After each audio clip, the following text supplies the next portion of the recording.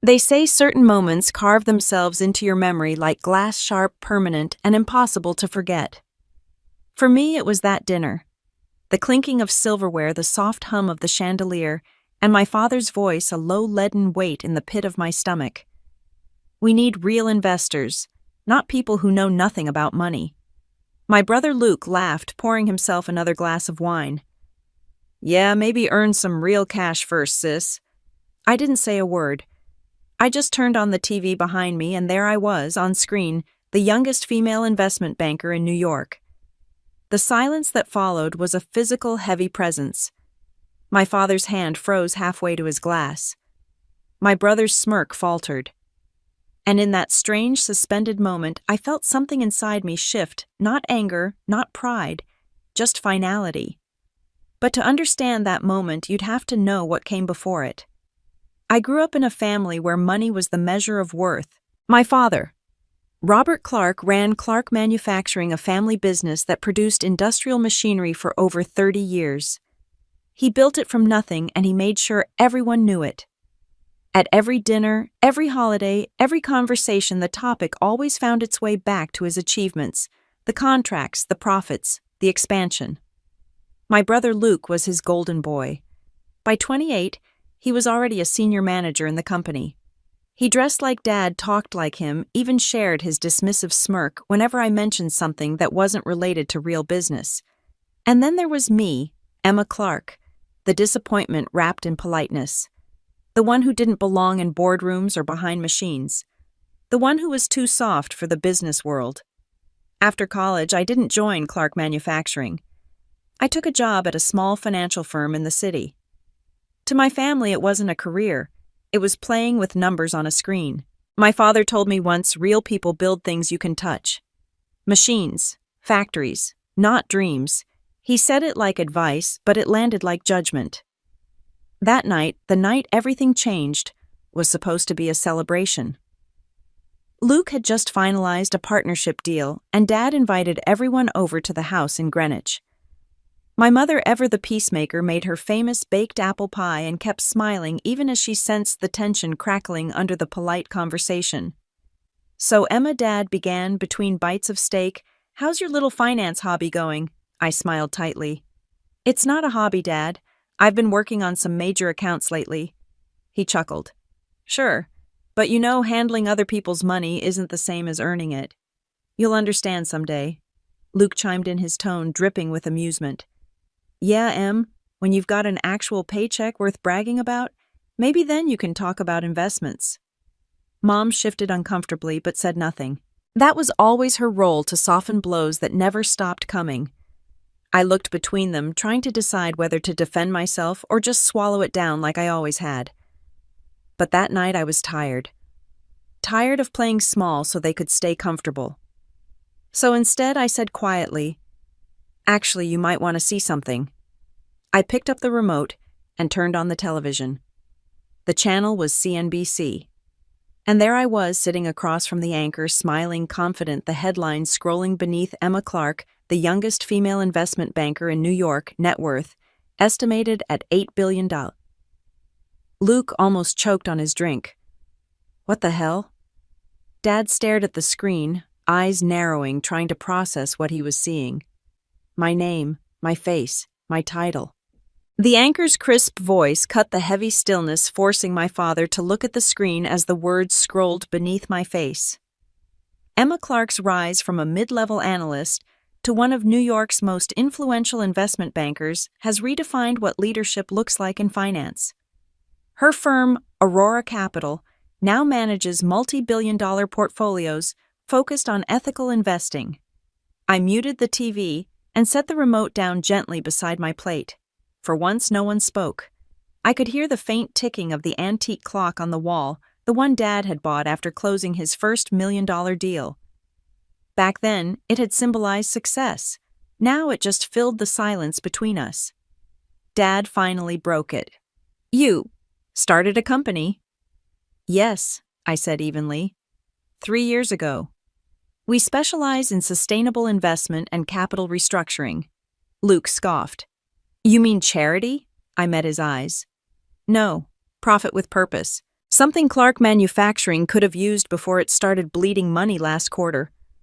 His smirk vanished. Dad leaned back, crossing his arms. So that's what this is. Some kind of show. No, I said quietly. It's what I've been doing while you kept telling me I'd never understand business. He looked at me like I was a stranger, and maybe at that moment I was. When I was younger, I used to dream about him being proud of me. I used to imagine his face lighting up when I accomplished something worth noticing. But standing there watching him wrestle with disbelief and wounded pride, I realized something important. I didn't need his approval anymore. And both in their own way were real. My mother reached over, touching my hand. Emma, she whispered, her eyes shining. Why didn't you tell us? Because you wouldn't have listened, I said gently. You never believed I could build anything worth mentioning. Dad's voice softened, but only slightly. That's not true. It is, I said. Every time you dismissed what I did, every time you laughed at my choices, you made sure I knew exactly where I stood. But I learned something from you, Dad. You taught me what not to become. The room felt colder now. Luke looked away, jaw tight. My mother dabbed her eyes with a napkin. Dad stared at the muted screen, my face frozen in that confident smile he didn't recognize. Finally, he said almost to himself, 8 billion. I nodded. Give or take. His voice dropped lower. So, you're really that successful? I smiled, not out of pride but peace. No, Dad. I'm not just successful. I'm free. That night when I left the house, the air outside felt different, lighter, cleaner. I could still hear the ocean in the distance, steady and endless. For the first time, I didn't feel like the daughter was trying to prove herself. I felt like the woman I had become, one who didn't need validation, one who had built her own table. They said I'd never be rich. Now they finally know who I am. And that was only the beginning. Money was never just currency in my family. It was language, power, and judgment all wrapped into one. From the time I could count, my father made sure I understood its weight. He used to drop coins into my palm after I finished my chores and say, "This is how the world measures your value, Emma. Don't ever forget that." I was 7. Every Sunday morning while other kids were watching cartoons, I was sitting at the breakfast table listening to stock reports and quarterly projections. My father would tap the newspaper with his calloused fingers and say, "These numbers are what keep this family alive. Everything else is noise." My mother, quiet as ever, would refill his coffee and pretend not to notice when his tone turned sharp. Luke, my older brother, absorbed every word like scripture. I just tried to breathe. At 17, I won a state scholarship for an economics competition. It should have been a proud moment, but when I told my father, he barely looked up from his computer.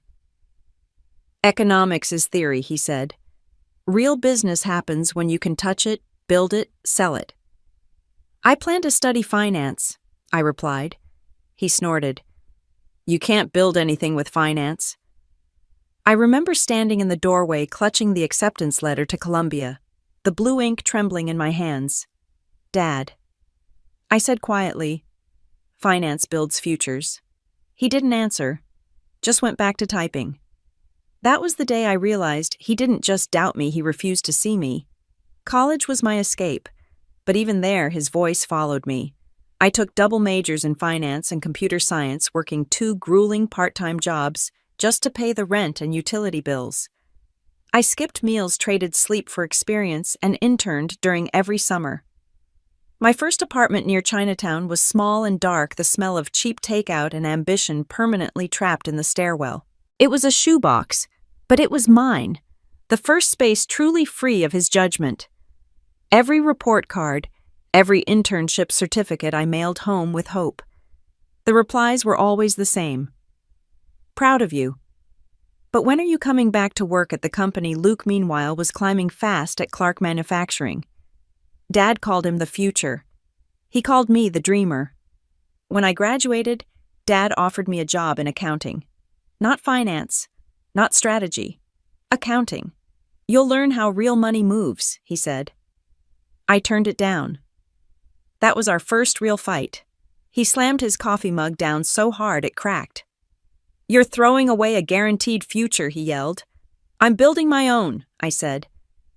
He stared at me for a long time as if trying to decide whether I was stupid or just naive. "Emma, people like you don't make it on Wall Street. You're too emotional, too soft." He was wrong, but it would take years before I proved it not to him, but to myself. My first job in the city paid less than Luke's yearly bonus. I lived in that small apartment surrounded by the city's noise ambition and the frantic pace of deadlines. My coworkers were ruthless. My boss, an ex-Goldman VP named Melissa Grant, was known for firing people mid-meeting. The first week she called me into her office and said, "You think you're smart, Clark?" "Yes," I said. "Good. Now forget everything you learned in school. The market doesn't care about your degrees." I worked 14-hour days memorizing trading patterns, risk models, and client temperaments. I made mistakes, costly ones, but I learned faster than anyone expected. By the end of my first year, I was managing mid-tier accounts, and Melissa started calling me the strategist. At 25, I got my first real break. A client, a small logistics firm, was about to go under. Everyone said to drop them. Instead, I spent 2 nights reanalyzing their debt structure and found a way to refinance through a renewable energy subsidy. It worked. The firm not only survived, but tripled its valuation. Melissa pulled me into her office afterward. "You just saved a company most people didn't even bother to understand," she said. "You've got something rare vision." That night, I walked back to my apartment. The adrenaline was fading, leaving behind a deep, bone-weary satisfaction that the 4 cramped walls of my place near Chinatown couldn't diminish. I thought about calling Dad, telling him what I'd done. But I knew how that conversation would go. "So, did they pay you more for it?" I didn't call. 3 years later, I was promoted to senior analyst. My salary tripled. I started getting invitations to private investment dinners. It was there, in one of those dimly lit rooms filled with powerful men and polite lies, that I met Eleanor Price, founder of Horizon Capital, one of the first women to ever run a billion-dollar hedge fund. She noticed me sitting alone scribbling notes while others bragged about yachts and bonuses. "You're not drinking?" she asked. "I'd rather remember the deals," I said. She laughed. "Good answer." We talked for an hour about markets ethics and the illusion of invincibility in finance. Before she left, she handed me her card. "Call me when you're tired of making other people rich." I called her 2 months later. Eleanor hired me as her protege at Horizon. For the first time, I was surrounded by people who didn't care about my last name, only about results. She pushed me harder than anyone ever had, but she believed in me. "Finance," she said once, "isn't just about numbers. It's about influence. You either let money define you, or you use it to redefine the world around you." That line stayed with me. Under her mentorship, I helped structure a fund that invested in clean energy startups across Asia. We called it Aurora, the first light after darkness. I poured everything I had into it, every late night, every ounce of strategy, every dream I wasn't allowed to say out loud at home. Within 3 years, Aurora wasn't just a fund. It was a movement. Ethical investing, female leadership, financial reform, all under one vision. And yet the only person I wanted to tell was the one who still thought I was just playing with numbers. Dad's business started to struggle around the same time. Market shifts, automation, labor strikes, the perfect storm. Luke tried to fix things but lacked adaptability. He called me one night, frustrated. "You wouldn't understand," he said. "This is real work, not theory." I wanted to tell him that I'd just managed a $400 million renewable infrastructure deal that I'd negotiated with ministers and billionaires, but I didn't. What was the point? I hung up, turned off the light, and whispered to the dark. "One day, you'll understand." When Aurora hit its first billion in assets, I stood on the trading floor and watched the ticker flash green. Reporters snapped photos. Investors shook my hand. Somewhere deep down, a voice, my father's voice, whispered, "You can't build anything with finance." But standing there under the blinding city lights, the sheer scale of my victory felt cold. I realized the achievement was mine, and the need for his recognition had finally dissolved. I was no longer proving something to him. I was claiming my own success regardless of his opinion. I had built something more powerful than steel or smoke. I had built belief. But success has a way of echoing back to where it all began.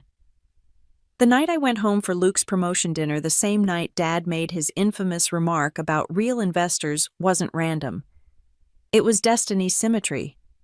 The circle is closing. He didn't know who I'd become. He didn't know the empire I'd built quietly behind the curtain. And I didn't plan to tell him. Until, of course, he forced me to. That dinner wasn't just a turning point, it was a revelation disguised as family routine. The moment he said, "You'll never be rich," I finally understood something I'd spent a lifetime trying to unlearn. Wealth wasn't about what you could hold. It was about what you could change. And I was just getting started. The first thing I learned about power is that it doesn't announce itself, it builds quietly day by day in the people who refuse to quit. Aurora started in a cramped office above a bakery on East 47th, where the air smelled like cinnamon rolls and ambition. There were only 4 of us in those early days: me, Eleanor, a junior analyst named Clara, and a part-time assistant who also made our coffee. We had no marketing budget, no glamorous headquarters, just conviction. Eleanor used to say, "If we can't outspend them, we'll outthink them." And we did. Our first pitch meetings were brutal. Most investors didn't take us seriously. A fund run by women that focused on sustainability. Cute one man said during a presentation, "But you'll never beat the big boys playing charity." I smiled, adjusted the slides, and replied, "Who said we're playing?" 3 months later, that same investor called begging to join after Aurora's first green infrastructure project doubled in value. I never forgot his tone when he said, "I underestimated you. People always do." By the end of the first year, we managed $150 million in assets. By year 2, that number tripled. Eleanor handled the large institutional clients. I took care of the emerging markets and startups no one else wanted to touch. I saw potential in chaos. One of our earliest success stories came from a small wind energy company in Colorado. They were on the verge of bankruptcy. Their patents ignored their founder, ready to give up.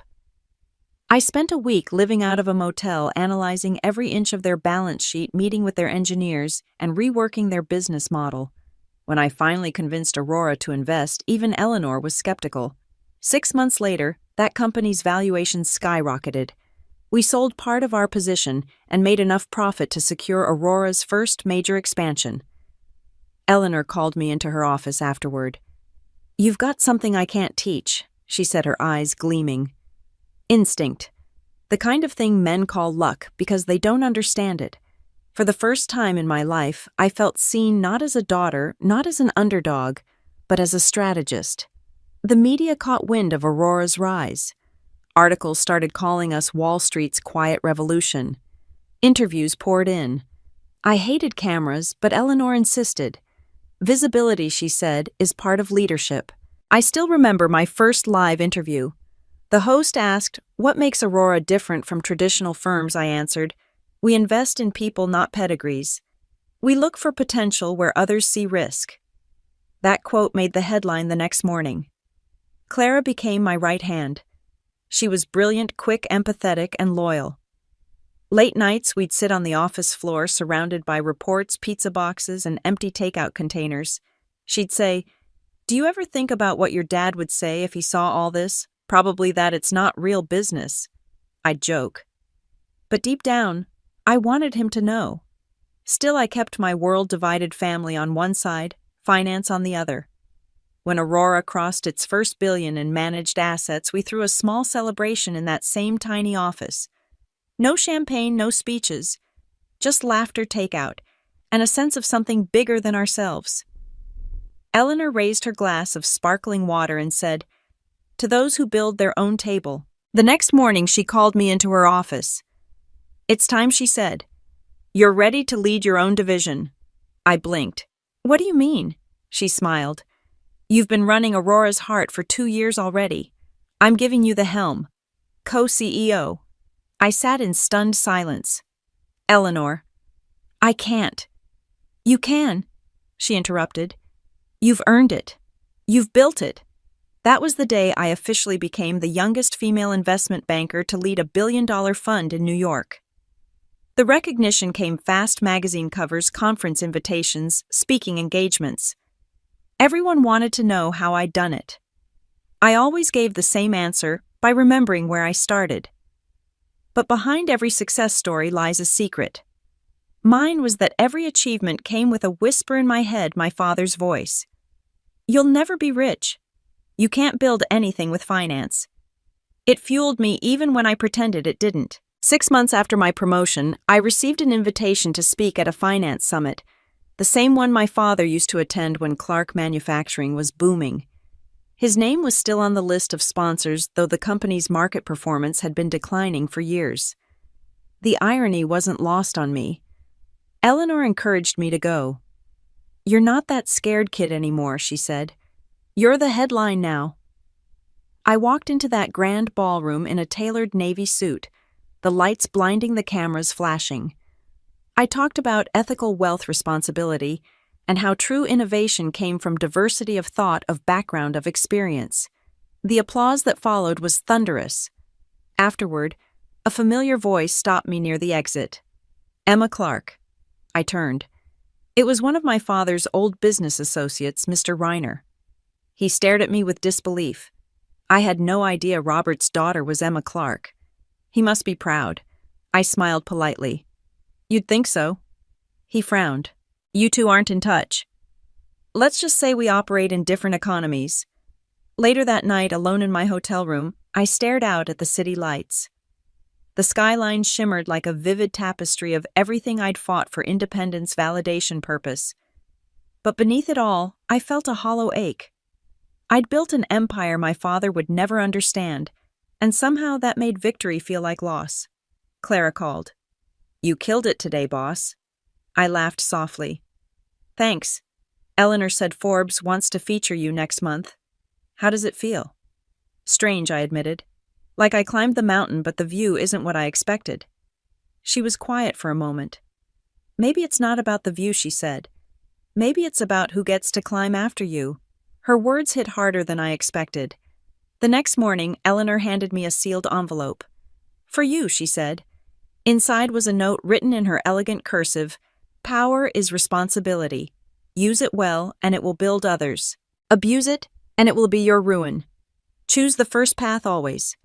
Underneath was a single silver bracelet engraved with the words, "Everyone gets a seat." I wore it every day after that. Within a year, Aurora doubled its assets again. We expanded globally: London, Tokyo, Singapore. I became a symbol. Reporters loved calling me the new face of ethical capitalism.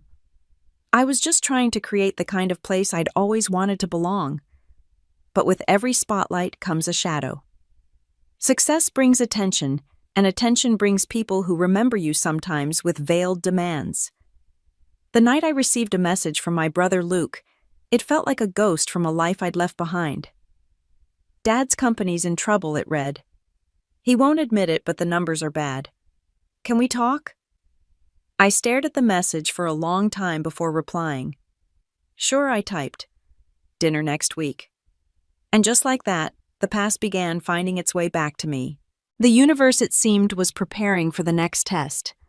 The restaurant my brother chose was the kind of place my father used to love: dark wood-heavy chairs and a menu where the prices hid behind polite phrases like market value. I hadn't been in a room like that in years.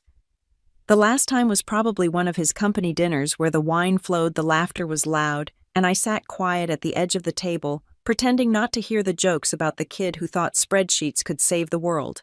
Luke was already seated when I arrived. He looked older than I remembered, tired, thinner, a little defeated beneath his crisp suit. He stood, forced a smile, and hugged me awkwardly. "You look different," he said. "Better or worse?" He gave a short laugh. "Richer." The waiter came and Luke ordered for both of us, just like Dad used to. Old habits, old hierarchies. I let him. When the wine arrived, he leaned back and exhaled. "You've been busy. Aurora's everywhere. Dad watches your interviews, you know." I raised an eyebrow. "Does he?" "Yeah. Won't admit it, but he does. Last week he yelled at the TV when they called you the future of finance. Said she wouldn't know real work if it hit her. Then he turned it off and didn't talk for an hour. I smirked. Sounds like him. Luke's face softened. He's proud, Em. He just doesn't know how to say it. Pride isn't silence, I said quietly. It's an acknowledgement. He's had 30 years to try. Luke sighed and looked down at his plate. He's struggling, Emma. Clark Manufacturing's barely holding on. We lost our biggest contract last quarter. Banks are circling. For a moment, I said nothing. I thought about all the times I'd offered suggestions and been brushed off. You need real experience, not theories, Dad had said. How bad is it? I finally asked. Bad enough that Dad's thinking about selling. My fork paused halfway to my mouth. Selling the company? Luke nodded. To a private equity group out of Chicago. They'll probably gut it, rebrand it, and move operations overseas. So he's letting go of his life's work. Luke hesitated. He doesn't see another choice. The industry's changed. We can't compete with automation. I leaned back, watching him. The golden boy of Clark Manufacturing, the one who never doubted his path, now looked like someone who'd just realized the world had moved on without him. I noticed the tremor in his hands as he grasped the edge of his glass, a small involuntary confession of his fear. What do you want from me, Luke? He looked surprised. What makes you think I want something, because you wouldn't have asked me to dinner otherwise? He hesitated before answering. I thought maybe you could talk to him. He listens to you more than he lets on. I laughed softly. No, Luke. He listens to himself. Always has. He looked frustrated. Emma. I'm serious.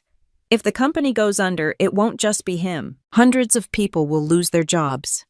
Families. His words hit something deep, something I didn't want to feel. Does he even know you're here? I asked. Luke shook his head. No, he'd never ask for help. Of course not. I sipped my wine. And you think he'd take it from me? The daughter who doesn't understand real work? Luke sighed. He may not admit it, but you're the only one he still talks about. That silence between us stretched. I'll think about it, I finally said. When I got home that night, the city lights seemed colder. My penthouse felt too big, too quiet. I picked up my phone, almost called him, then didn't. Somewhere out there, my father was sitting in his office staring at numbers that refused to make sense. The same man who once told me dreamers don't build legacies was watching his own crumble. I should have felt vindicated. I didn't. Instead, I remembered the nights he used to bring blueprints home, tracing them with pride, while I did my homework nearby. I remembered the smell of sawdust on his jacket when he hugged me goodnight. He had built something once, not just a business, but a sense of certainty. And maybe, just maybe, I'd inherited that from him, even if he never saw it. The next morning, Clara walked into my office, holding 2 coffees and a concerned expression. You look like you didn't sleep, she said, setting 1 cup on my desk. I didn't, I admitted. Family always. She smiled knowingly. Want to talk about it? I hesitated. My brother says my dad's company is collapsing. He wants me to intervene. Will you? I don't know. She sat across from me. If it were anyone else, you'd have already found a solution. That's the problem, I said. It's not anyone else. By afternoon, I had the Clark Manufacturing financials pulled up on my private screen. Old habits die hard. I still had access to certain reports. The numbers were worse than Luke had said. Debt ratios spiking, contracts, lost reserves drained. It wasn't just a bad quarter. It was a slow death. A rational investor would have walked away, but I wasn't rational when it came to my family. That night I made a call. David.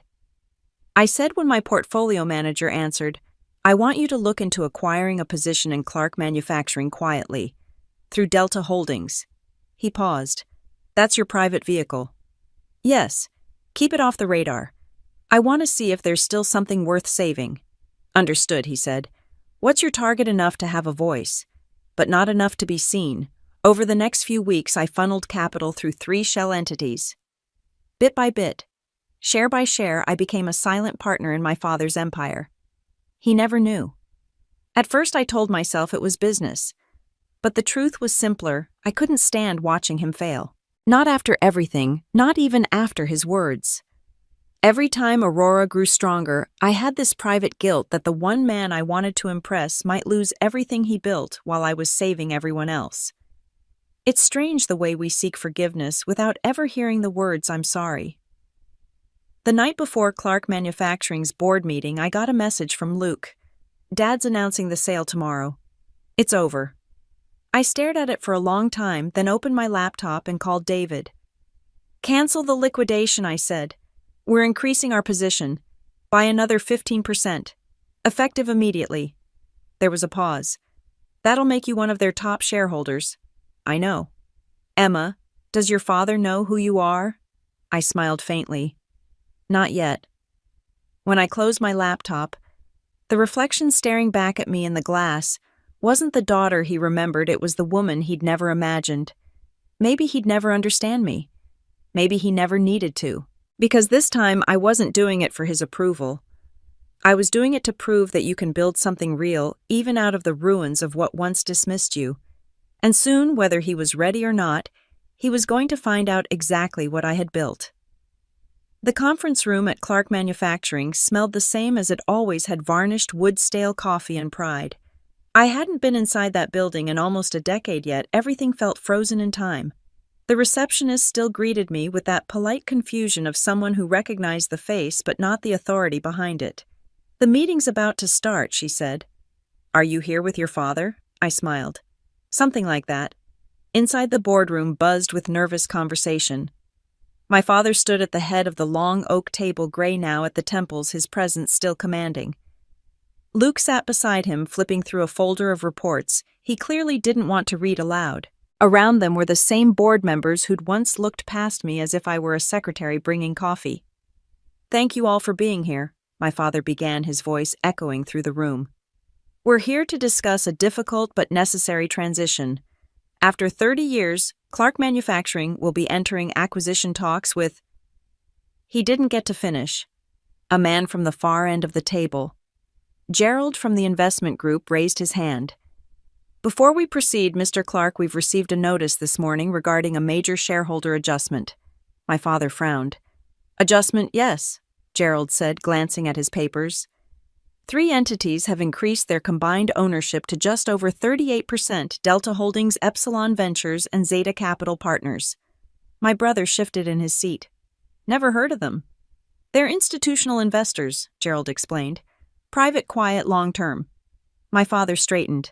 "Do they support the acquisition?" Gerald hesitated. "They've requested to be present for the vote." Robert Clark's jaw tightened. "Then where are they?" I stood. "Right here." The room went silent. Every eye turned to me as I stepped forward. Luke's expression froze somewhere between shock and disbelief. My father's face was drained of color. "Emma," he said finally, as if saying my name might make sense.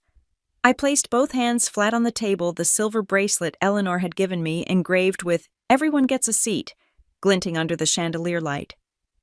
"I'm Delta, Epsilon, and Zeta," I said evenly. "Collectively, 38% of Clark Manufacturing."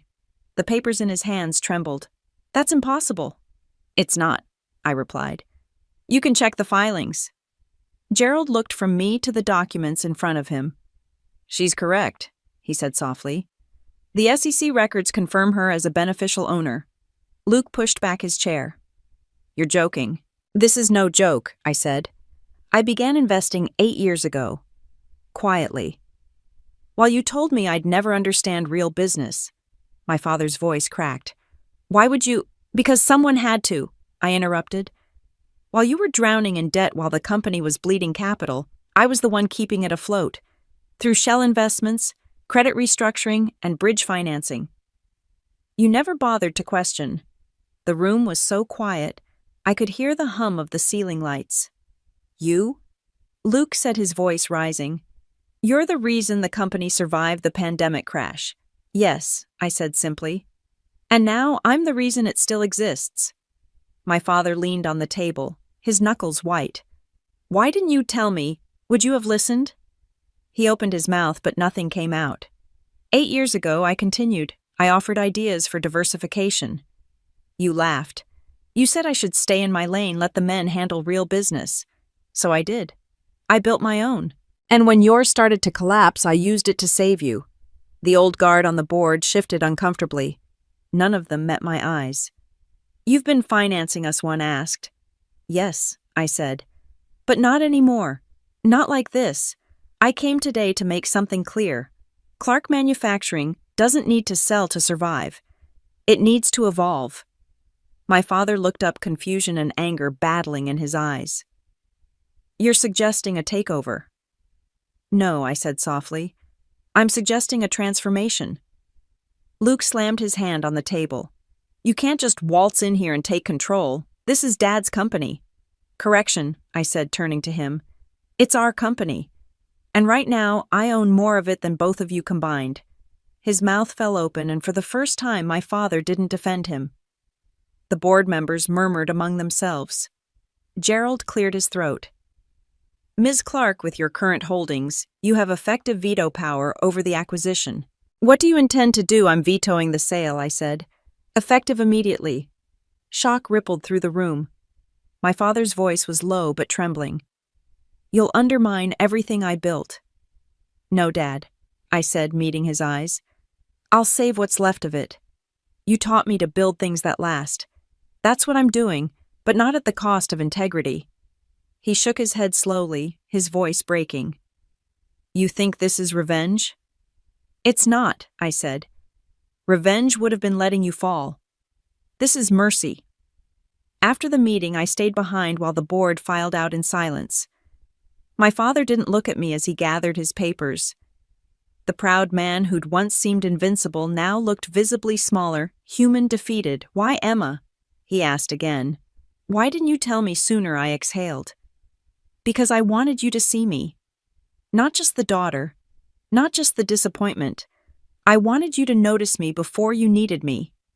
He said nothing, just nodded once like a man who'd finally heard the truth too late.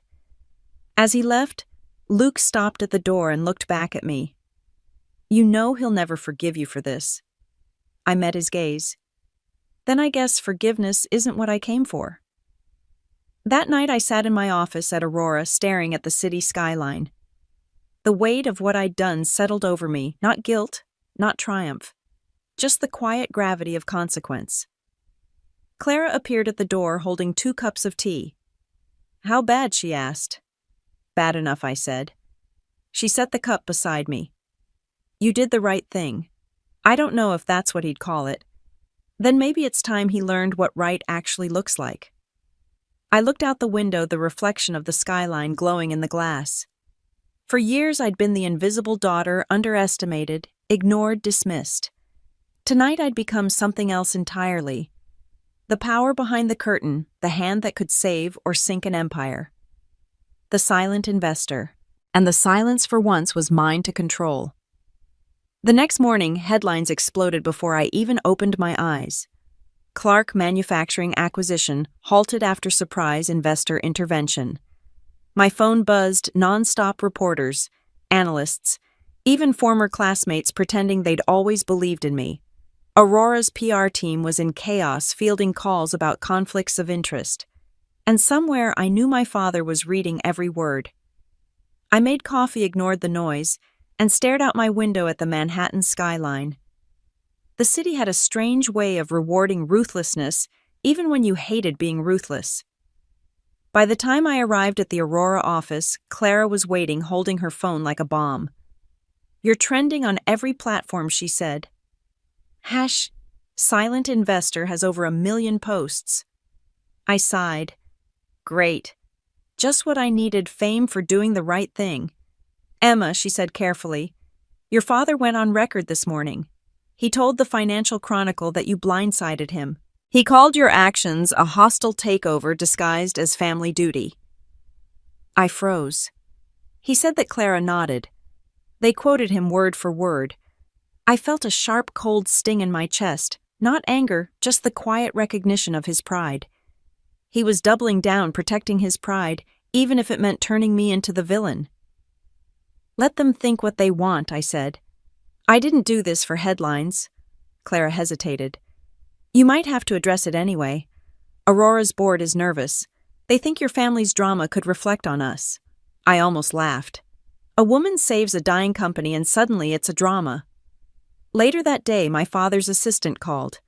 Mr. Clark wants to see you, she said. He asked me to tell you it's not about business, it's personal. I hesitated before answering. Tell him I'll be there at 6. When I arrived, his office looked smaller than I remembered. Maybe it was the way the light fell pale and tired, like the building itself was holding its breath. He was sitting behind his desk staring at the framed photo of him and Luke at the company's 25th anniversary gala. Emma, he said without looking up, you embarrassed me. I closed the door quietly. I saved you. He looked up, then eyes sharp, his face tight with a fury that shook him physically. I noticed his hands, normally steady, trembling slightly as they gripped the desk edge. By taking control behind my back, by making me look like an old fool in front of my board, I didn't make you look like anything, I said. You did that when you stopped adapting. He slammed his fist on the desk. His voice came out ragged hoarse. You think you're better than me because you've got a few billion in a computer. You don't know what it means to build something with your hands. I stepped closer, meeting his glare. No, I don't build machines. I build futures. You made engines, Dad. I have an opportunity. He stood pointing a finger at me. You used to be humble. You used to respect what I built. I still do, I said softly. That's why I couldn't let it fail. His shoulders sagged, the anger draining out of him as fast as it came. You should have come to me. I tried, I whispered. For years. For a long moment, neither of us spoke. The air between us felt heavy. Decades of misunderstanding condensed into silence. Finally, he turned toward the window. I can't believe my own daughter owns my company. You taught me ownership was earned, I said. So I earned it. He let out a long, tired breath. What are you going to do with it now? I'm going to make it profitable again. Fairer, smarter, sustainable.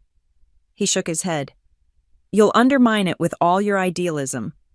Then maybe it deserves to be rebuilt, I said quietly, and reborn. That night I stayed late at the Aurora office, surrounded by silence and the faint hum of city traffic. Clara came by with takeout and sat across from me. You okay? She asked. I don't know, I admitted. He's furious. But the worst part is I thought saving him would make things better, not worse. She opened a carton of noodles. You didn't do this to fix him, Emma. You did it to break the cycle. I looked at her confused. You've been chasing his approval your whole life, she said gently. Now he has to live in a world where he's no longer the authority you are. That kind of shift hurts men like him. I stared at my untouched food. He said I embarrassed him. Maybe. But you also forced him to see you. Sometimes that's what real change costs. Her words lingered. The next morning, Clark Manufacturing's board called an emergency session. My father was there. So was Luke, his face tight with resentment. The chairman cleared his throat. Given the current circumstances, we need to discuss the company's future leadership. My father started to speak, but the chairman stopped him. Robert, with all due respect, the shareholders have concerns. The company has been losing value for years. Ms. Clark's intervention stabilized us for now. All eyes turned to me. My father looked betrayed, cornered.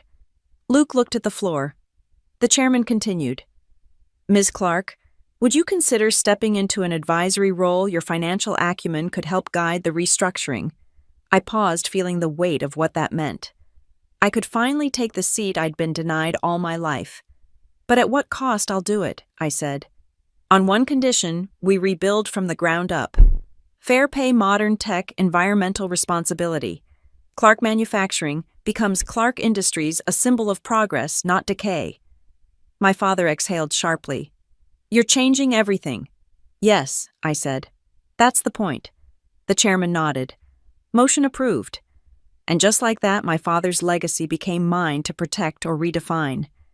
When the meeting ended, he walked past me without a word. But as he reached the door, he stopped. You win, Emma, he said, not turning around. But don't forget, victories have consequences. I know, I said softly. So do regrets. That evening, Clara found me sitting on the balcony of Aurora's rooftop, staring at the skyline again. "You changed an entire company today," she said. "I didn't want to," I replied, the word feeling heavy in my throat. "I just wanted to save what was left of him." "Maybe you did," she said. "Just not in the way you expected." I looked at her, then back at the city. Somewhere my father was nursing his pride, trying to understand the daughter he'd underestimated. For years, I'd been the one living in his shadow. Now he was living with me. And I wasn't sure either of us knew what to do with that truth. The week after the board meeting felt like living in two worlds, one built on steel and history, the other on glass and light. Clark Industries was now officially under restructuring, with me named as interim chair of strategy. The announcement went public on a Monday morning, and by noon the media had crowned me the daughter who saved her father's empire. But I didn't feel like a savior. I felt like someone standing in the middle of a bridge that could collapse at any second.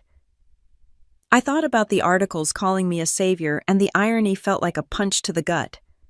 All I felt was the quiet, grinding stress of the transition. Clara walked into my office holding 3 phones and a tablet. "You've got calls from Forbes, Bloomberg, and some podcast called Money Queens. They all want exclusive interviews." I rubbed my temples. "Decline them, all of them. You sure this is good press?" "Good press for them," I said. "Not for me. I didn't do this for the cameras." Clara hesitated. "Then what did you do it for?" I didn't answer. That night Luke called. His voice was quieter than usual, stripped of its usual edge. "Dad's not talking to anyone," he said. "He doesn't even go to the plant anymore. He just sits in his office." I felt something twist in my chest. "Is he okay?" "He's angry. But not just at you. At himself, I think. Tell him I didn't want to take it from him." "I already did." "He said you did it anyway." I closed my eyes. "What about you, Luke? Are you angry too?" he sighed. "I don't know. Maybe. But I get it now." That stopped me. "You get what?" He hesitated. "You saw where the world was going before we did. I used to think you were naive, all that talk about ethics and innovation. But now I see it. Clark's been stuck in the past for years. You didn't undermine it. You forced it to evolve." I let his words sink in. It wasn't forgiveness, not yet. But it was the first real crack in the wall between us. The next morning, I met with the new restructuring team, economists, analysts, and engineers half my father's age. The contrast was striking. Gone were the old men in suits discussing quarterly returns. These were people talking about sustainable energy, AI optimization, and global markets. One of them, a young analyst named Ravi, spoke with contagious enthusiasm. "If we convert 30% of operations to smart manufacturing, we can reduce overhead by 40% within 2 years. My father would have scoffed at that. "Machines don't have loyalty," he used to say. But loyalty didn't keep factories open. I nodded. "Do it. But make sure no one loses their jobs in the process. Retrain, reassign, reimagine." Ravi grinned. "That's going to make the press happy." "I don't care about the press," I said. "I care about the people who've given their lives to this company." For a moment the room was silent. Then someone said softly, "That's not how CEOs talk." "Good," I said. "Maybe that's the problem." That afternoon, I visited the old Clark plant on the west side of town, the one where my father started it all. The smell of metal and oil hit me like a memory. Workers still moved through the aisles, their faces tired, but curious when they saw me. An older man, maybe in his 50s, approached. "You're Robert's daughter, right?" "The banker." I smiled faintly. "Something like that." He nodded slowly. "Your dad built this place with his bare hands. Don't forget that." "I won't," I said. "That's why I'm here, to make sure it doesn't disappear." He looked at me for a long time, then said, "He used to say that too." That night back in Manhattan, I couldn't sleep. I stood by the window, the city below me glowing like a circuit board. I'd spent years building Aurora, fighting to be taken seriously. And now the battle had shifted, not for validation, but for redemption. Clara texted me a link. You might want to see this. It was a blog post anonymous, but clearly written by someone inside the industry. Emma Clark is redefining what legacy means. While old money measures power and control, she measures it in transformation. I read the line 3 times. It didn't feel like praise. It felt like a warning that what I was doing would break the mold forever. 2 days later, my father called. His voice was rough, tired. "You've changed everything," he said. I had to. A pause. Then softer, "You made me obsolete." "No," I said gently. "I made the company future-proof." He exhaled. "You sound like one of those consultants I always hated." "I learned from the best," I said quietly. He chuckled a small, weary sound. "You always did have my stubbornness. Maybe now you'll see it's a strength." There was silence then. "Come to dinner. Tomorrow. No business talk. Just family. Just family." The next evening we sat at the same table that had once hosted 100 arguments and 1,000 unspoken words. Luke was there, too quieter than usual. My father poured wine but didn't drink. He cleared his throat.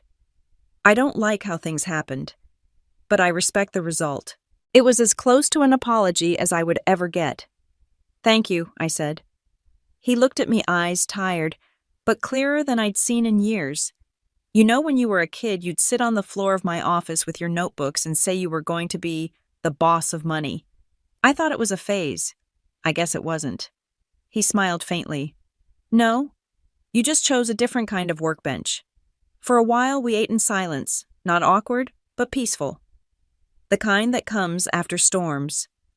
When I stood to leave, he said quietly, "Don't forget where you came from." "I never could," I said. "You built me from the same steel." And as I walked out into the cool night, I realized something unexpected. This wasn't the end of a rivalry. It was the beginning of an understanding. Maybe legacy wasn't about blood or control after all. Maybe it was about finally seeing each other clearly, even if it took a lifetime to do it. When the press storm finally began to quiet, my real work started. Clark Industries wasn't just a family company anymore. It was an ecosystem that needed rebuilding from the inside out.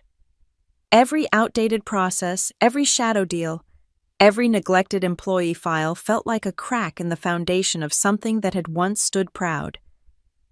I spent my mornings at Aurora, my afternoons at Clark, and my nights in the space between, bridging the two worlds that had defined me. My assistant joked that my calendar looked like a war map color-coded by battlefront. But in the quiet moments between phone calls and board meetings, I felt it, the hum of purpose. For the first time, my work didn't just build wealth, it built justice. At a Wednesday morning strategy meeting, I looked across the conference table at Clark's senior team, some new, some old, all watching me carefully.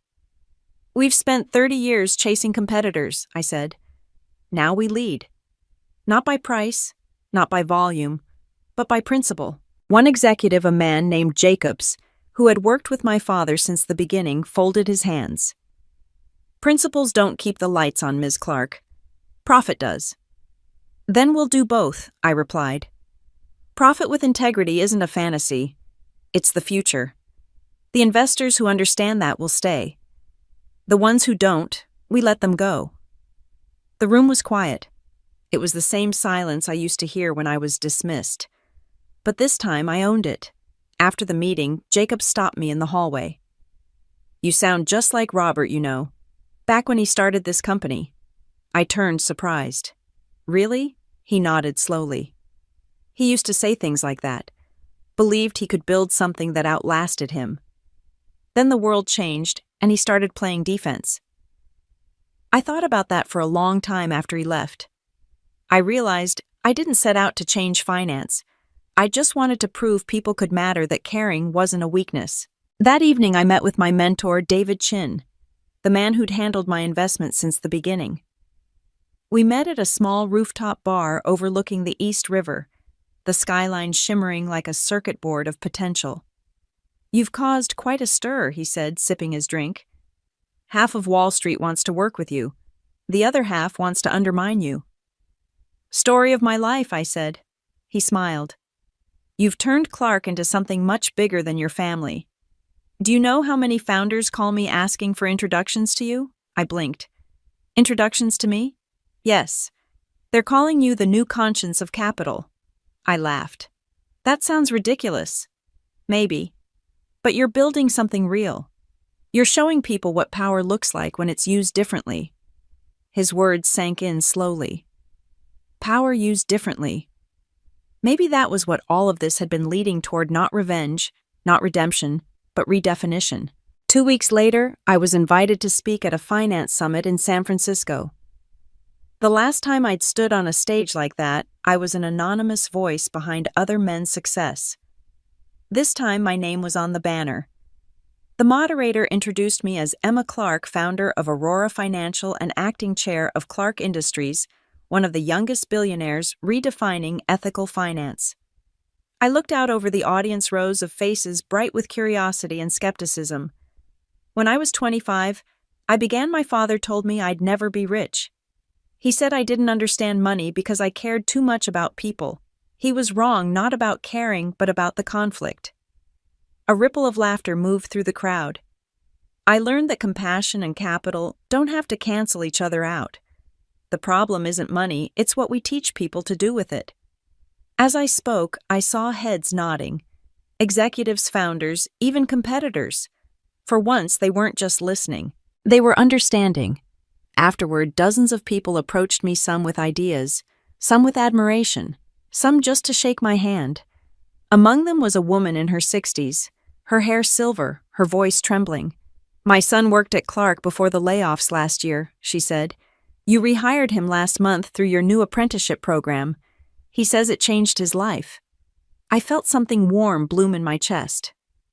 "That's why we do it," I told her. That night alone in my hotel room, I watched the replay of the speech on my laptop.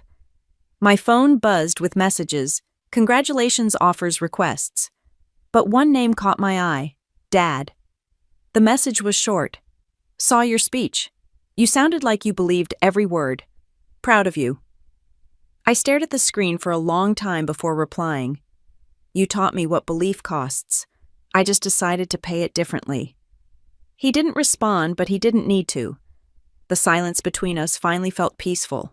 When I returned to New York, I gathered my Aurora team for a new project. "We're building a network," I said.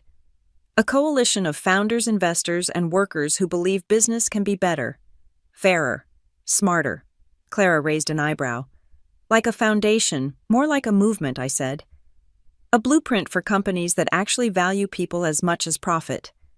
Someone asked what we should call it. I looked out the window, the sun reflecting off the skyscrapers, and smiled. "Let's call it the network. Not for control, for connection." By winter, the first companies had joined, small startups, mid-sized firms, even a few hesitant conglomerates. And for the first time since I'd left my father's world, I felt something close to peace. He'd built machines that shaped steel. I was building systems that shaped people. Different crafts, same purpose, creation. As the first snow fell over the city, I stood on Aurora's balcony watching it blanket the streets below. Legacy wasn't a name carved on a building or a company passed through bloodlines. It was the work you left behind when pride no longer mattered. And for the first time in my life, I realized I wasn't living in my father's shadow anymore. I was standing in my own light. The morning began with rain, thin, cold, unrelenting. I watched it beat against my office window, tracing crooked paths down the glass like thoughts I couldn't control. Aurora had just closed its largest deal yet, a partnership with a renewable infrastructure firm that promised to reshape half the city's skyline. But even as the world celebrated, my phone wouldn't stop buzzing with messages that made my stomach twist. Anonymous whistleblower reports emerging from Clark Industries. The first notification read, "Claims of insider restructuring and conflict of interest involving Emma Clark." By noon, the story had spread to every business outlet in the country. My name was everywhere again, only this time not as the visionary daughter who redefined industry, but as the potential fraud who blurred the lines between personal ambition and professional ethics. Clara burst into my office, her face pale. "Emma, it's bad. Someone leaked internal memos from Clark's restructuring. They're saying Aurora profited directly from contracts with Clark vendors. I blinked. That's not possible. We were careful every agreement went through compliance. I know, she said. But whoever did this knows where to twist the knife. I didn't need to guess. I knew exactly who had both the access and the motivation. Luke. That evening I drove to my father's house, the old Victorian that still smelled like cedar and rain. The lights were on in his office, a warm rectangle of gold cutting through the gray. He looked up when I walked in. I figured you'd come. You've seen the news? He nodded. Of course. They're calling it the Clark conflict. I dropped into the chair across from him. It wasn't me. Aurora's clean. He studied me quietly. Then who? I hesitated. Luke's been distant since the transition. He's angry, Dad. I think he wanted to. My father held up a hand. Don't guess. Don't accuse. Prove. It wasn't the first time he'd said those words. He'd built his empire on evidence, not emotion. Maybe that's what he'd always wanted from me, certainty instead of conviction. Back at Aurora, I called an emergency meeting. Someone's leaking internal information from Clark, I said. And they're framing it as a misuse of influence between our companies. Ravi frowned. But Aurora didn't take a cent from Clark. We funded them. Exactly, I said. Which means whoever started this knows enough to twist the truth without inventing it. Clara pulled up the data logs on her laptop. We've been targeted before, she said. But this feels personal. It is, I said. This isn't about money. It's about undoing what we built. For a moment, no one spoke. Then Ravi said softly, You think your family's behind it? I didn't answer, but the silence spoke for me. The next day, I walked into Clark Industries unannounced. Luke was in the lower conference room surrounded by advisors. He froze when he saw me. Wow, he said, forcing a smile. Didn't think you'd show up in person. Usually you just send your people. Cut the sarcasm, I said. You leaked the documents. He tilted his head. You don't know that. I do, I said. You're the only one with access to both systems. I felt the tension in the room thicken like smoke. The advisors shuffled papers, trying to disappear. The only sound was the low, steady drip of rain outside the thick glass window. He leaned back in his chair, unbothered. Maybe the world just deserves to know how you're using Clark's name to make yourself richer. I've never taken $1 from Clark that wasn't earned. Then prove it, he said, echoing Dad's words like a taunt. I stared at him for a long time, the little brother who'd once followed me everywhere now staring back like a stranger. Why, Luke? What did you think this would accomplish? He stood, his voice rising. You humiliated Dad. You took everything that was his, and now you're turning it into some social experiment. You don't understand what this company means, I do, I said quietly. That's why I saved it. He laughed bitterly. Saved it. You stripped it of everything that made it ours. No, I said. I stripped it of everything that made it small. For a moment he looked like he might hit me, but instead he turned away, muttering, You'll regret this. By evening, the storm outside had grown fierce. The building shook with wind and thunder cracked above Manhattan like a warning. My father called as I sat alone in my apartment. Emma, he said, his voice lower than I'd ever heard it. I spoke to Luke. I waited. He confessed. I closed my eyes, exhaling shakily. Why would he? He said he wanted to make me proud, to take the company back before you changed it beyond recognition. My chest tightened. Dad, he interrupted softly. He's wrong. About you. About all of it. I swallowed hard. That's the first time you've said that out loud. I should have said it years ago. The silence between us was heavy but alive, like something fragile finally healing. The next morning, the news reversed course. Whistleblower fraud exposed. Luke Clark admits orchestrating leak. The coverage was brutal, but for once it wasn't aimed at me. When I went to the Clark building that afternoon, Luke was gone. His office stripped bare, his desk empty except for a handwritten note. You won. But what's left of us now? I stood there for a long time, the rain tapping against the window like a metronome counting down to something I didn't want to face. Because he was right. There were victories that didn't feel like triumphs. That night I met my father at the old diner on 5th, the same place we used to go after his late shifts when I was a kid. He was sitting in our usual booth staring into a cup of coffee gone cold. "Luke's moving to California," he said. "Said he needs time." "I'm sorry." "So am I," he said quietly. "For all of it." We sat in silence for a while, the city lights flickering through the window. "You know," he said finally, "I always thought power meant control. You've shown me it can mean responsibility." I smiled faintly. "That's all I ever wanted you to see." He nodded, his gaze distant. "You've built something I couldn't. Don't lose it trying to fix what's already broken." I looked out at the rain-soaked street neon reflecting in puddles. "I won't," I said. "But I can't stop trying to make things right." As I left the diner, the storm had finally cleared. The streets glistened under the streetlights, washed clean. In the reflection of a storefront window, I saw myself not as a daughter or a prodigy or a CEO, just a woman who had chosen truth over comfort, purpose over peace. And for the first time I realized something terrifying and liberating at once. I hadn't just rebuilt the company. I'd rebuilt myself. 3 months passed before I saw Luke again. Clark Industries had stabilized under the new restructuring, profits were up, and Aurora's network was expanding faster than we could handle. The scandal had faded into another headline buried beneath fresher controversies. But nothing about it felt finished. The wound in my family still bled quietly beneath all the success. It was Clara who told me first. "He's here," she said one afternoon, leaning into my office doorway. "Your brother. He's in the lobby asking to see you." I froze mid-sentence, the contract in front of me blurring. "Did he say why?" She shook her head. "Just said it's personal." I hesitated for a long moment before standing. "Send him up." When Luke entered, he looked older, or maybe just smaller. The arrogance that had once radiated from him was gone, replaced by something I couldn't quite name. Guilt, maybe. Fear. He didn't wait to be invited to sit. "I wasn't sure you'd see me." "I almost didn't," I said. "After everything, I wasn't sure I wanted to." He nodded, his jaw tightening. "I deserve that." Silence stretched between us. The city buzzed faintly outside, distant and indifferent.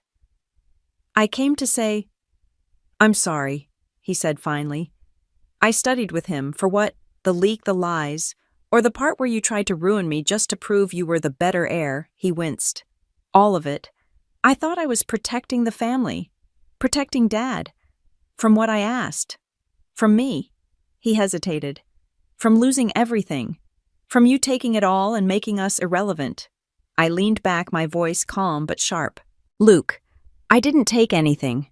I saved what was left. You were too busy guarding Dad's pride to notice the ground disappearing under your feet." He looked down, his hands trembling slightly. I know that now. He told me he'd been living in California working for a venture capital firm that didn't care about his last name. "It's different out there," he said quietly. "People listen to me for my ideas, not for who my father is." "That's what I always wanted," I said. He smiled faintly.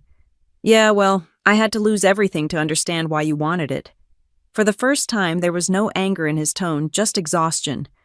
The kind that comes after a lifetime of competing against ghosts. "I didn't come here for forgiveness," he continued. "I just needed you to know I was wrong." "You were," I said. "But so was I." That startled him. I thought success would fix everything," I admitted. "That if I proved myself enough, you'd all finally see me as an equal." But all it did was make the distance between us permanent. He studied me, confused. "So, what now?" "I don't know," I said. "Maybe we stop trying to be the version of family Dad wanted and start being the one we actually are." That evening, I invited him to dinner, not at the restaurant where we'd last fought, but at a small Italian place tucked between 2 brownstones in Midtown. No photographers, no investors, no pretense. Just a table by the window, 2 glasses of wine, and a chance to start again. For the first few minutes, we didn't talk. We just ate quietly like we used to before ambition poisoned everything. Then Luke said Dad talks about you a lot now. Says you're the reason Clark is still standing. I raised an eyebrow. He said that, yeah. He even keeps a picture of you from that finance summit on his desk. I think it's his way of admitting he's proud without having to say it. Something in my chest tightened. For years I'd imagined hearing those words, dreamed of the validation. Now that it was here, it didn't feel like victory, it felt like release. Tell him I'm proud of him too, I said softly. He built something that survived long enough to become better. Luke smiled. You sound like him when you say things like that. Then maybe he rubbed off more than I thought. Later, as we left the restaurant, the air was crisp with early spring.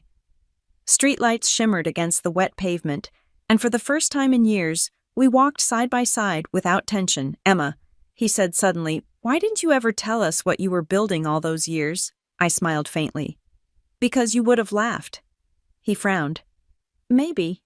But we might have learned something too. I looked at him, really looked at him, and saw the brother I'd grown up with hiding beneath the man who'd once betrayed me. You were too busy being Dad's shadow, and I was too busy running for mine. We reached the corner where our cars waited. So what happens now? He asked. I shrugged. You live your life. I'll live mine. And maybe we'll meet again without a scandal between us. He chuckled. Maybe. He turned to leave, then hesitated. For what it's worth, you didn't just save the company. You saved Dad, too. He'll never say it, but you did. I watched him walk away, disappearing into the blur of headlights and rain. When I got home that night, my father called. Luke told me you two talked, he said. We did. I'm glad. He paused. He's not the only one who owes you an apology. My throat tightened. Dad, I should have believed in you, he said quietly. I taught you everything I knew about business, then punished you for being better at it than me. That's on me. I see what you've done with Clark. You turned it into something I couldn't. Something decent. Thank you, I said softly. He chuckled, weary but warm. You've always been better at saying what matters.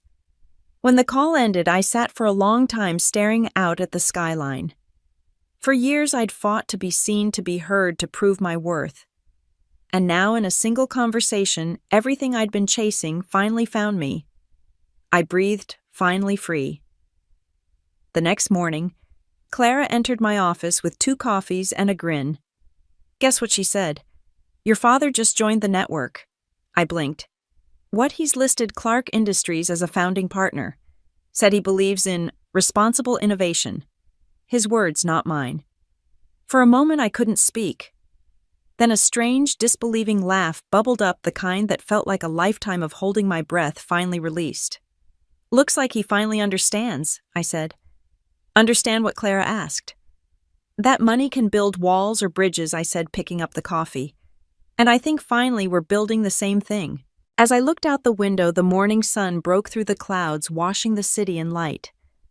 For the first time, the world didn't feel like something I had to conquer. It felt like something I could finally share. The first network summit was held in early autumn inside a renovated Art Deco theater in downtown Manhattan. The building still smelled faintly of velvet and dust, the ghosts of old performances lingering in its walls.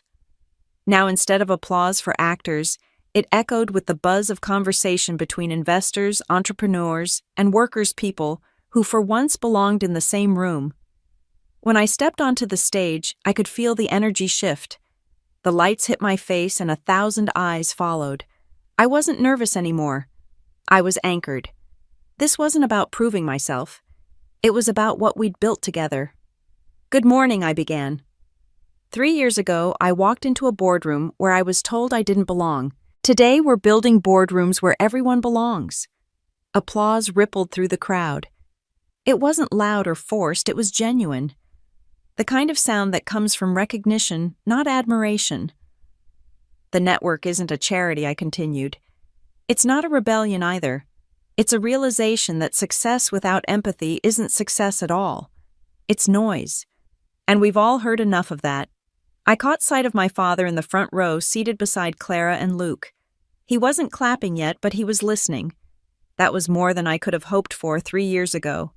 After the speech, I stepped backstage to find Clara waiting with her ever-present tablet. "That was incredible," she said, half breathless. "We're already trending again." I laughed softly. "In a good way this time." "The best way," she said. "People are calling the network the start of a financial reform movement. You've got governments asking for policy input." "That sounds dangerous," I said, smiling. She grinned. "You've always liked danger." I looked back toward the curtain where the applause was fading. "Let's make sure it stays honest." Later that evening at the post-conference dinner, I found my father standing by the balcony looking out at the city. His posture was different, less rigid, less guarded. The skyline reflected in his glasses like 1,000 flickering memories. "You hate crowds," I said, walking up beside him. He chuckled. "Still do. But I couldn't miss this one. I didn't think you'd come." "I almost didn't," he admitted. "But Luke convinced me." "Luke?" "Yeah. He told me if I didn't show up, I'd regret missing history." I smiled faintly. "That sounds like something I would have said." He nodded slowly. "Guess you've rubbed off on both of us." We stood in silence for a moment, watching the city lights blink. "You did it," he said finally. "You took something I built and made it bigger. Better." "I didn't do it alone," I said. "I just started the conversation." He turned to me, eyes soft. "You know, I used to think power was about having the last word. Now I think it's about starting the right ones." That hit deeper than I expected. After dinner, Luke joined us. He looked more relaxed than I'd seen him in years. "You two look like you were plotting world peace," he joked. "Close," I said. "We were just agreeing that I was right." My father laughed, a real laugh this time. "Careful, or she'll start charging royalties on being right." Luke raised his glass. "To be wrong," he said. "Because apparently that's the only way we learn." We all clinked glasses. For a second, it didn't feel like the fractured Clark family that had nearly collapsed itself over pride and inheritance. It felt like what we could have been all along, people trying to do the best they could with what they had. When I got home later that night, the city was quiet, the streets slick with rain. I kicked off my heels, loosened my hair, and sank onto the couch. My laptop was still open to the network portal. Hundreds of member companies, new initiatives, job opportunities, partnerships forming across the globe. Clara had uploaded the analytics report. Growth up 32% in the last quarter. Donations to social reinvestment projects exceeded projections. The numbers were extraordinary. But what stopped me wasn't the metrics, it was the comments section. Messages from small business owners thanking us for funding from employees who'd been promoted through training programs, from teenagers who'd just gotten internships through our scholarship wing. "You don't know me," one comment read, "but because of what you built, I can pay for my mom's medical bills."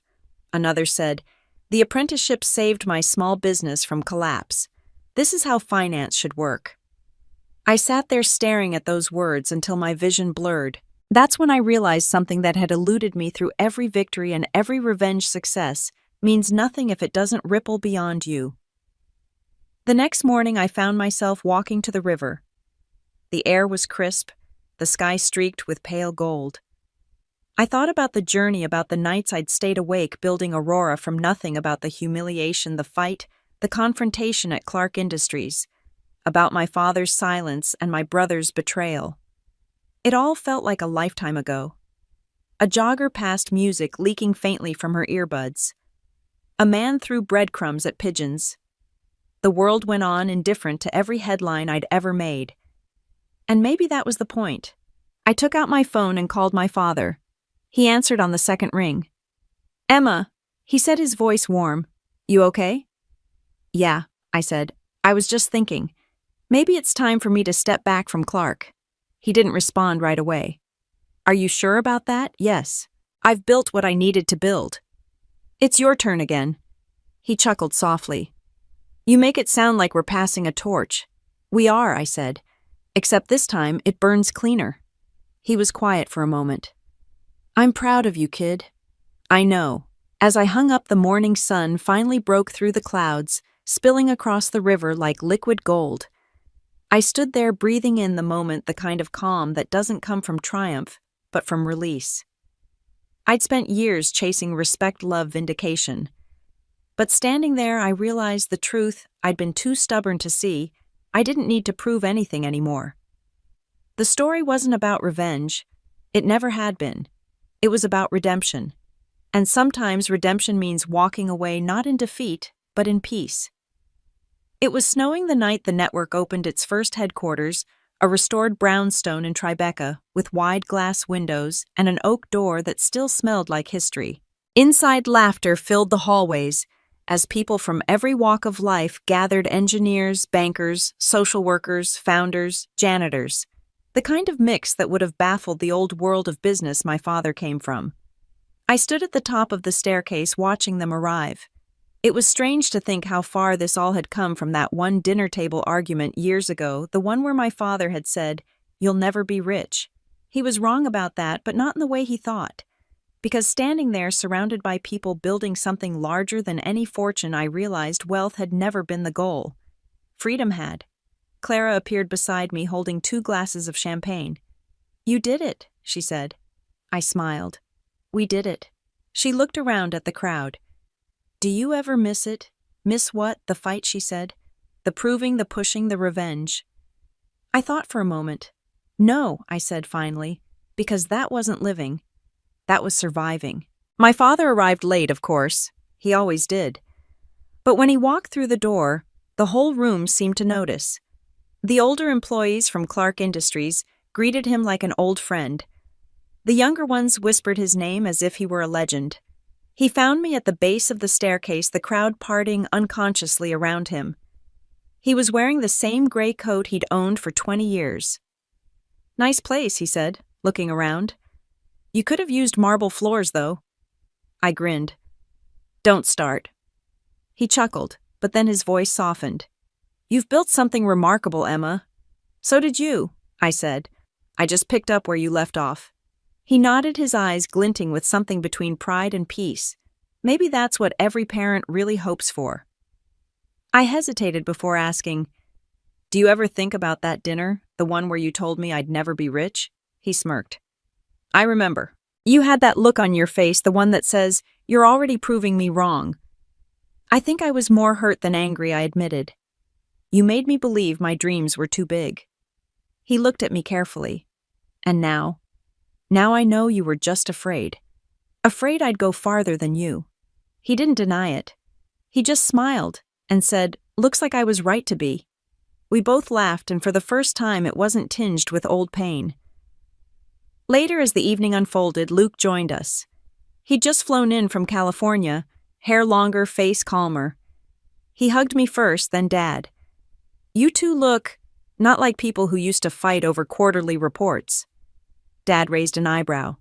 "We've evolved." Into what Luke teased. "Partners," I said simply. Luke looked between us, surprised. "You mean it?" Dad nodded. "She's the brains. I'm history. You're the bridge." For a moment, the 3 of us stood there. The family that had nearly fallen apart, now quietly stitched back together by time and humility. Around midnight, the crowd thinned. Most people left for the after-party, but I stayed behind, wandering through the empty hallways. I stopped by the main wall where we'd engraved the network's founding statement, "Power shared is power multiplied." I ran my fingers over the letters. When I first wrote those words, I wasn't sure I believed them. Now I knew them to be true. Clara joined me a few minutes later, coat in hand. "Everyone's heading out. You coming? In a minute?" She hesitated, then smiled knowingly. "You want to be alone with your legacy. Just for a moment." As she walked out, I looked back through the glass windows at the falling snow. The city glowed beneath it, every rooftop, every streetlight softened. For once, New York didn't feel like a battlefield. It felt like home. The next morning, I woke up to sunlight streaming through my window. My phone buzzed with a message from Dad. "Breakfast. My treat." He'd never sent that before. When I arrived at the diner, he was already seated in our usual booth. He ordered pancakes for both of us like when I was a kid. "You know," he said between bites, "I used to think success was about making your name unbreakable. Now I think it's about what survives after your name fades." I smiled. "I think you're finally starting to sound like me." God help me, he muttered. But he was smiling too. Dad never said, "You'll never be rich again." Maybe he didn't have to. When the check came, he tried to pay, but I slid my card to the waitress first. He rolled his eyes. "Still have to win, don't you?" "Always," I said. A week later, I was back at Aurora finalizing plans to step back as CEO.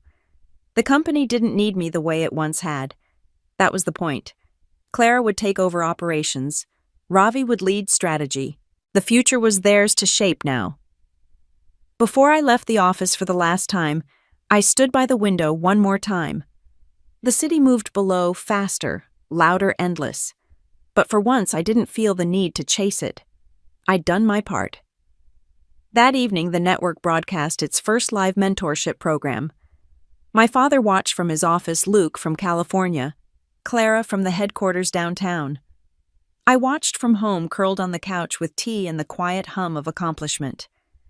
The host introduced the series. Our goal tonight is simple, teaching the next generation that success isn't about taking everything. It's about building something worth leaving behind. I smiled. That line had been mine. As the program played, I thought about everything it took to get here. The dinners, the betrayals, the boardroom confrontations, the quiet forgiveness. The lessons weren't easy, but they were mine. And in the end, they led here to peace, to purpose, to legacy. Outside, the city lights flickered like stars. Snow was still falling, soft and soundless, the same way it had on the night this story began. I closed my eyes and whispered to no one in particular. "You were wrong, Dad. I didn't need to be rich." Then after a pause, I smiled. "But I am. Just not the way you meant. If you've been here this long, if you've listened through every chapter, every rise and every reckoning, thank you. Maybe you've been underestimated too. Maybe you've had to fight to be seen, to be heard, to be valued. If so, I hope you remember this. You don't owe anyone your silence. You don't need permission to build. And you never have to prove your worth to people too small to see it. Because real wealth isn't measured in dollars. It's measured in who you become when no one believes in you except you. And that's where every real story begins. If you stayed until the end, tell me, what would you have done at that dinner table? Leave a comment. And don't forget to subscribe. There are more stories like this waiting to be told.